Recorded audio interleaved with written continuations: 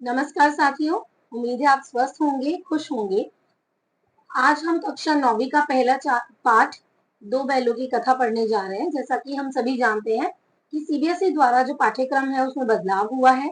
तो कक्षा 9वीं का प्रथम पाठ दो बैलों की कथा, जो कि मुंशी प्रेमचंद जी द्वारा रचित है, हम आज पढ़ने जा रहे हैं। जैसा कि हम सभी जानते हैं कि दो बैलों की कथा जो है मुंशी प्रेमचंद जी द्वारा रचित है। और मुंशी प्रेमचंद जी की यदि मैं बात करूं, हिंदी साहित्य के सम्राट माने जाते हैं।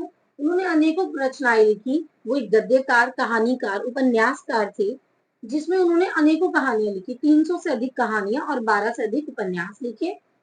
तो चलिए कहानी समझते हैं, पढ़ते हैं।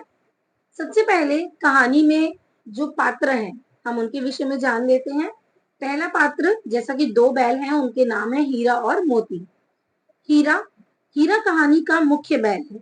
शांत, सहनशील और बुद्धिमान है। अपने मित्र मोती से अत्यंत प्रेम करता है और कठिन परिस्थितियों में भी धैर्य नहीं खोता है। दूसरा जो हमारा बैल है मोती, हीरा का साथी बैल है। साहसी, स्वाभिमानी और क्रोधी स्वभाव का है। अन्याय का विरोध करता है। मित्रता निभाने में सदैव आगे रहता है। तीसरा हमारा जो मुख्य पात्र है वो है जूरी। दोनों बैलों का मालिक है। बैलों से बहुत प्रेम करता है, उसे अपने बैलों से बहुत अधिक प्रेम है। बैलों को परिवार का सदस्य मानता है। वो उसे पशु नहीं मानता, उसे धन नहीं मानता, वो बल्कि अपने परिवार का सदस्य मानता है अपने बैलों को। चौथा है गया। गया एक व्यक्ति है, पुरुष, जो कि जूरी का साला है।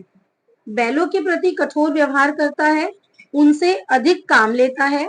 गया की पत्नी, पांचवा पात्र जो हमारा है, गया की पत्नी, बैलों को पर्याप्त भोजन नहीं देती, कठोर स्वभाव की स्त्री है। ठीक है। अगला पात्र हमारा है छोटी लड़की।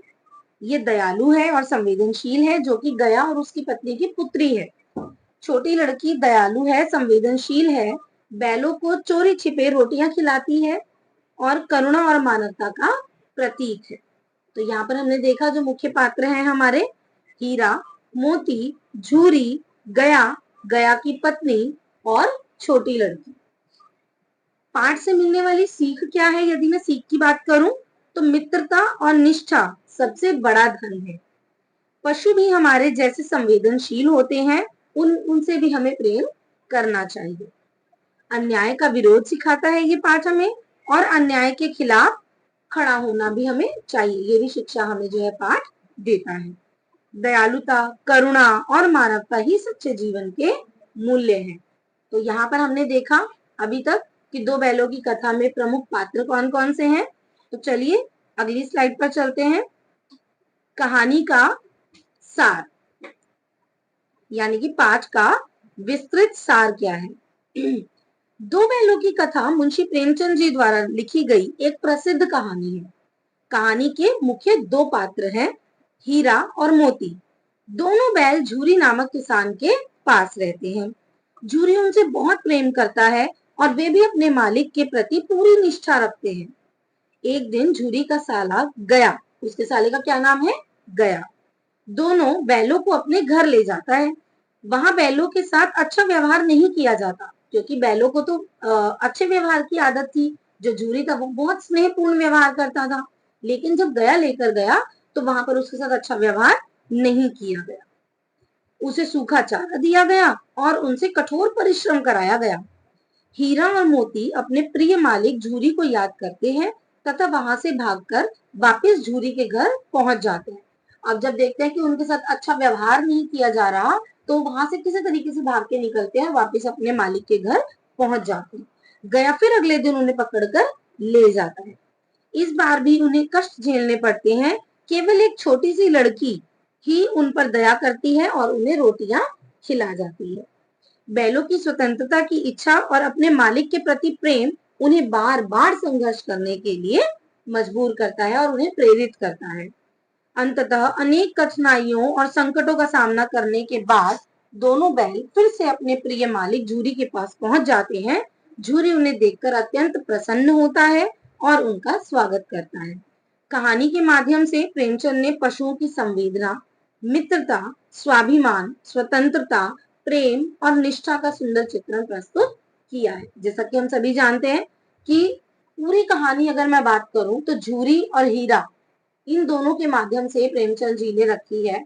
हीरा, मोती और झूरी के माध्यम से किस प्रकार झूरी जो है वो अपने पशुओं से प्रेम करता है और किस प्रकार उसका साला ले जाता है उनको, और जैसे जिस प्रकार से आपको पता होगा फिर उनको कांजी हाउस में ले जाया जाता है, वहां ले जाकर उनको रखा जाता है। वहां पे वो देखते हैं बहुत सारे पशु हैं, दूसरे भी बकरियां हैं, भेड़ है और घोड़े हैं। तो जब वहां पर हीरा और मोती को रखा जाता है, अनेक संघर्ष करके वो वहां पहुंचते हैं। जब वहां रखा जाता है तो वो क्या करता है, धीरे धीरे अपने सींगों से जो है मिट्टी गिरा देता है, दीवार गिरा देता है, और साथ ही साथ वो बाकी सभी जितने मजदूर हैं, सॉरी जितने भी पशु हैं उन सबको रिहा करता है, कहता है स्वतंत्र हो तुम, यहाँ से जाओ। तो सबसे पहले घोड़े भाग जाते हैं, बकरियां भी भाग जाती हैं, गायें भी भाग जाती हैं, लेकिन अंततः बचते हैं दो गधे। तो यहाँ पर प्रेमचंद जी हमें क्या बताना चाहते हैं, वो हमें बताना चाहते हैं कि कुछ भारतीय भी ऐसे थे। देखिए ये जो पाठ है ना, ये प्रतीकात्मक तौर पर कहानी ली गई है, हीरा और मोती के द्वारा एक संदेश दिया गया है ना। जो कि वो क्या कहते हैं आपको पता है, जो प्रेमचंद जी है वो स्वतंत्रता संग्राम जब हमारा चल रहा था वो तब के रचनाकार हैं।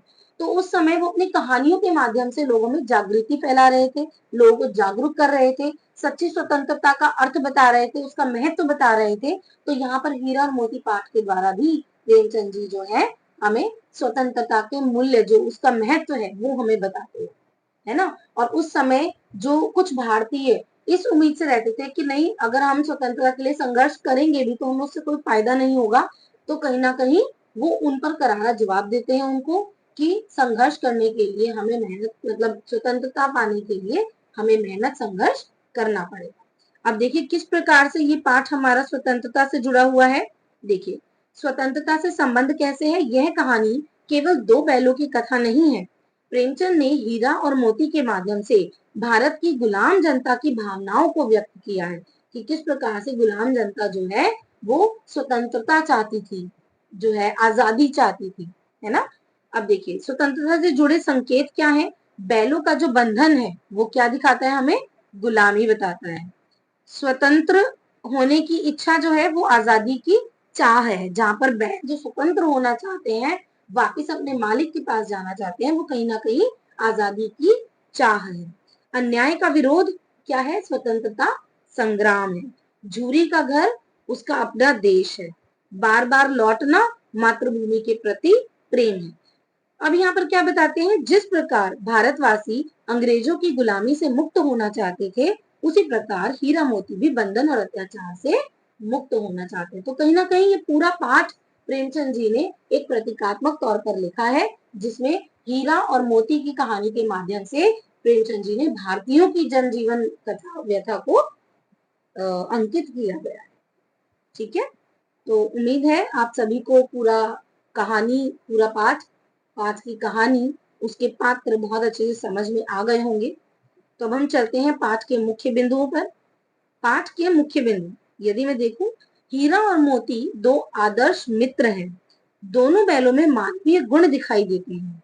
झूरी बैलों से पुत्रों जैसा प्रेम करता है, गया और उसकी पत्नी बैलों के साथ कठोर व्यवहार करते हैं। छोटी लड़की मानवता और करुणा का प्रतीक है। हीरा और मोती स्वतंत्रता को सबसे अधिक महत्व देते हैं। दोनों बैल कठिनाइयों का सामना मिलकर करते हैं। कहानी पशुओं के प्रति दया और संवेदनशीलता का संदेश देती है। यह कहानी हमें सिखाती है कि सच्चा प्रेम, मित्रता, स्वतंत्रता और दया ही जीवन के सबसे बड़े मूल्य हैं। ठीक है, अब देखिए हम आगे देखते हैं कि पाठ का मुख्य संदेश क्या है। स्वतंत्रता प्रत्येक जीव का जन्मसिद्ध अधिकार होती है। प्रेम, मित्रता, निष्ठा और स्वाभिमान जीवन से के सबसे बड़े मूल्य हैं, है ना। यानी कि हम सभी को, चाहे वो पशु हो, चाहे वो मनुष्य हो, कोई भी व्यक्ति हो, कोई भी जीव हो, हर किसी को प्रेम चाहिए, मित्रता चाहिए, निष्ठा चाहिए, स्वाभिमान सबको प्रिय है ना। पाठ से प्राप्त शिक्षा क्या है, हमें पशुओं के प्रति दया और प्रेम रखना चाहिए। सच्ची मित्रता हर परिस्थिति में साथ निभाती है। अन्याय का विरोध करना चाहिए। स्वतंत्रता जीवन का सबसे बड़ा सुख है। निष्ठा और प्रेम का मूल्य धन से अधिक होता है। यह कहानी हमें सिखाती है कि सच्चा प्रेम, मित्रता, स्वतंत्रता और दया ही जीवन के सबसे बड़े मूल्य होते हैं। ठीक है, अब हम आ जाते हैं पाठ से संबंधित प्रश्न उत्तर पर। पहला प्रश्न, हीरा और मोती कौन थे? हीरा और मोती झूरी नामक किसान के दो बैल थे। दोनों अत्यंत मेहनती, समझदार, स्वाभिमानी और एक दूसरे के सच्चे मित्र थे।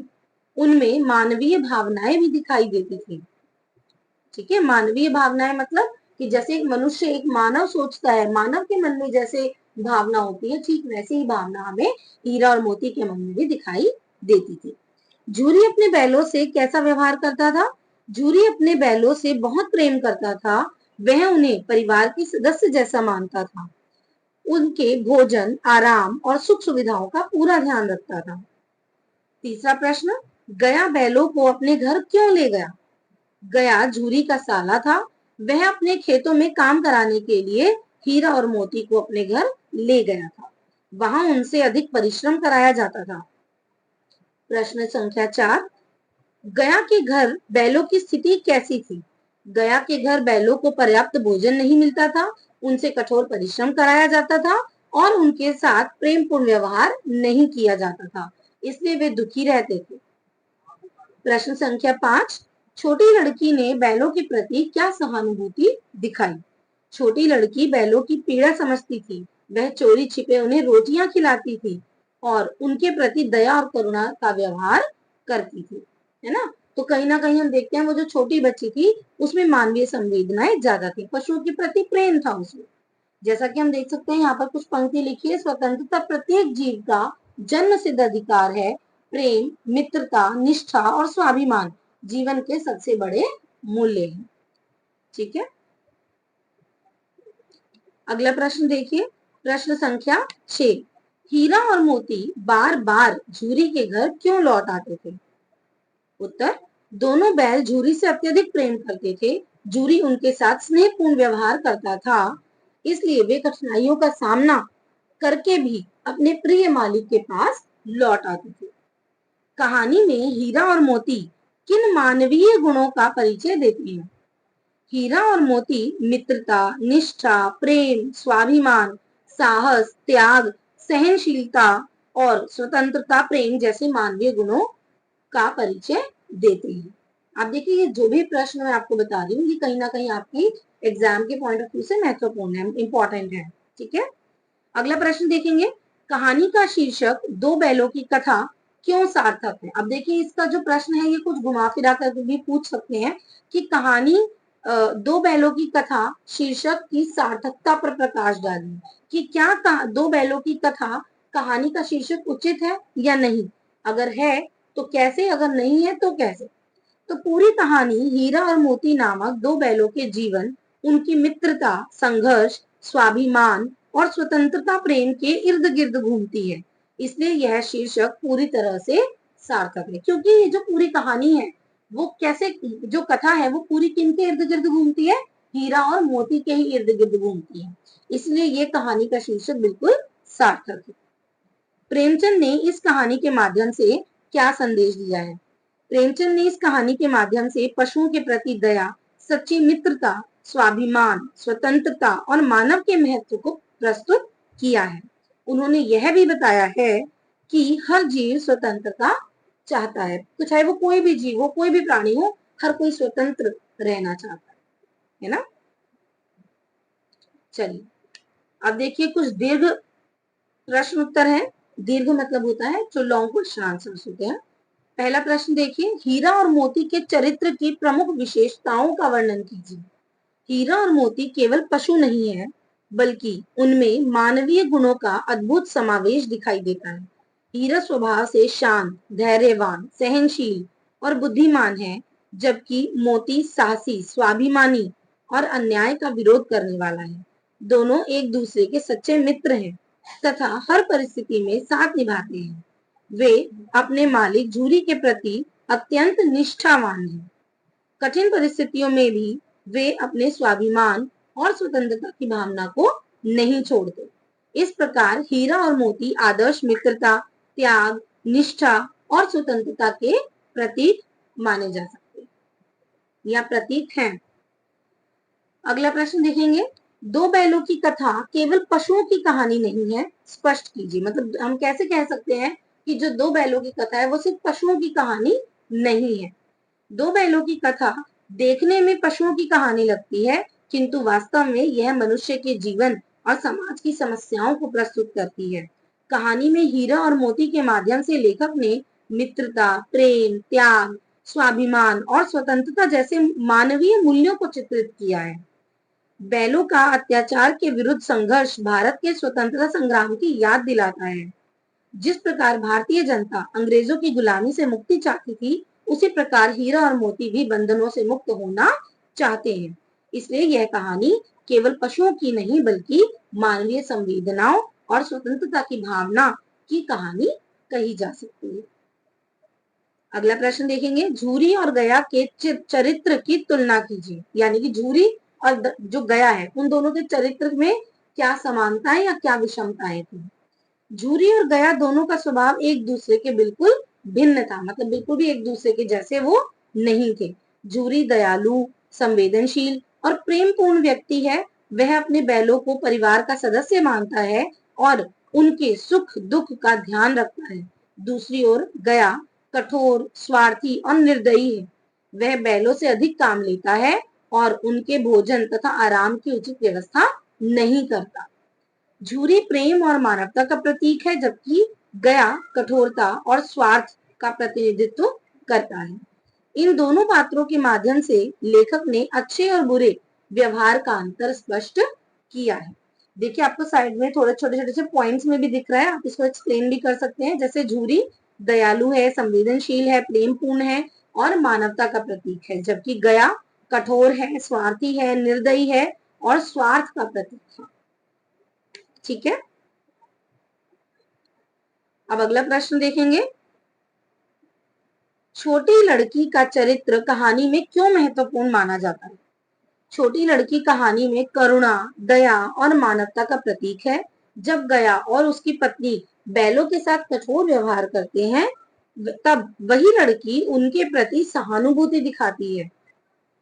वह चोरी छिपे उन्हें रोटियां खिलाती है और उनकी पीड़ा को समझती है। उसका व्यवहार यह सिद्ध करता है कि दया और प्रेम की भावना किसी भी व्यक्ति को महान बना सकती है।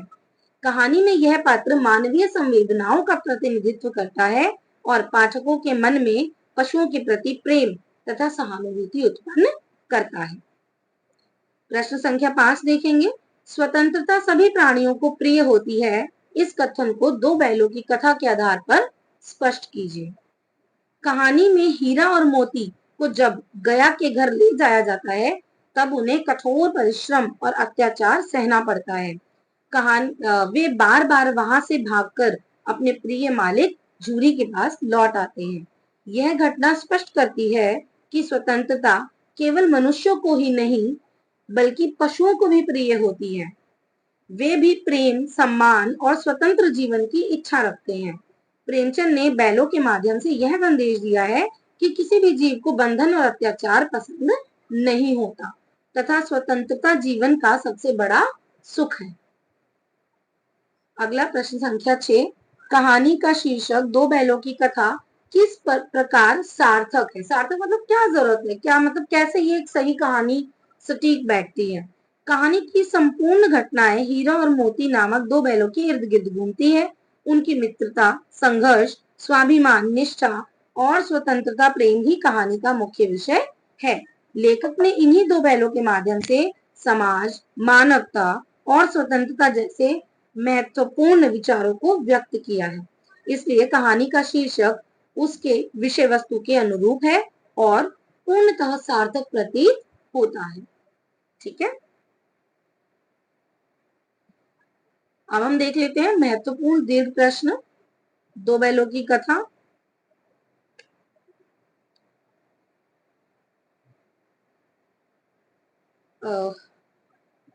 लेखक ने बैलों को मानवीय गुणों से क्यों विभूषित किया है। मतलब लेखक ने बैलों में वो विशेषताएं क्यों दिखाई हैं जो एक मानव में होती है, जैसे स्वतंत्रता की चाह, प्रेम, निष्ठा। तो लेखक ने बैलों को मानवीय गुणों से इसलिए विभूषित किया है ताकि पाठक उनकी भावनाओं, पीड़ा और संघर्ष को समझ सके। इससे कहानी अधिक प्रभावशाली बन जाती है और पाठक पशुओं के प्रति सहानुभूति अनुभव करते हैं। साथ ही लेखक मानव समाज को भी अप्रत्यक्ष रूप से संदेश देना चाहते हैं कि प्रेम, मित्रता, त्याग और स्वतंत्रता जैसे गुण सभी जीवों में एक समान रूप से महत्वपूर्ण होते हैं। प्रेमचंद को यथार्थवादी लेखक क्यों कहा जाता है, इस कहानी के आधार पर स्पष्ट कीजिए। अब सबसे पहले तो हम यथार्थवादी शब्द को समझ लेते हैं। यथार्थवादी का अर्थ होता है जो यथार्थ को प्रकट करे, सच्चाई को सामने लेकर आए। तो प्रेमचंद ने अपनी रचनाओं में समाज की वास्तविक समस्याओं और मानवीय जीवन की सच्चाइयों का चित्रण किया है। दो बैलों की कथा में उन्होंने किसानों के जीवन, पशुओं के प्रति व्यवहार, सामाजिक विषमताओं और स्वतंत्रता की भावना को यथार्थ रूप में प्रस्तुत किया है। कहानी के पात्र और घटनाएं वास्तविक जीवन के अत्यंत निकट हैं। यही कारण है कि प्रेमचंद जी को यथार्थवादी लेखक कहा जा सकता है। अब देखिए विचारणीय प्रश्न क्या है। यदि आप हीरा और मोती की जगह होते तो गया के घर में होने वाले अन्याय का सामना किस प्रकार करते? तो इसका प्रश्न वैसे तो आप अपने विचार के अनुसार भी दे सकते हैं, लेकिन अगर मैं बताऊं तो यदि मैं हीरा और मोती की जगह होता तो अन्याय का विरोध करता, लेकिन धैर्य और समझदारी से काम लेता। मैं अपनी स्वतंत्रता और स्वाभिमान की रक्षा करने का प्रयास करता तथा उचित अवसर मिलने पर अत्याचार से मुक्त होने का प्रयास करता। साथ ही मैं यह भी चाहता कि लोगों में पशुओं के प्रति दया और संवेदनशील की भावना विकसित हो, जिससे किसी भी जीव को अन्याय का सामना ना करना पड़े। तो यहाँ पर हमारा ये पाठ समाप्त होता है। एक बार पुनः हम समझ लें कहानी का संदेश क्या प्रेमचंद जी देना चाहते हैं। तो प्रेम, मित्रता और निष्ठा सर्वोपरि है। सर्वोपरि मतलब सबसे ऊपर है। सभी जीवों में समान भावनाएं होती हैं। स्वतंत्रता प्रत्येक प्राणी का अधिकार है। दया और संवेदनशीलता से ही समाज बेहतर बनता है। तो यहाँ हमारा ये पूरा पाठ दो बैलों की कथा समाप्त होता है। उम्मीद करती हूँ कि आप सभी को ये पाठ बहुत अच्छे से समझ आया होगा। वैसे तो मैंने पूरा पाठ नहीं पढ़ाया है, बहुत इन शॉर्ट मैं बोल सकती हूँ, बहुत कम शब्दों में मैंने आपको कहानी का सार बताया, जिससे कि आपको पता चल जाएगी कहानी एक्चुअल में क्या है।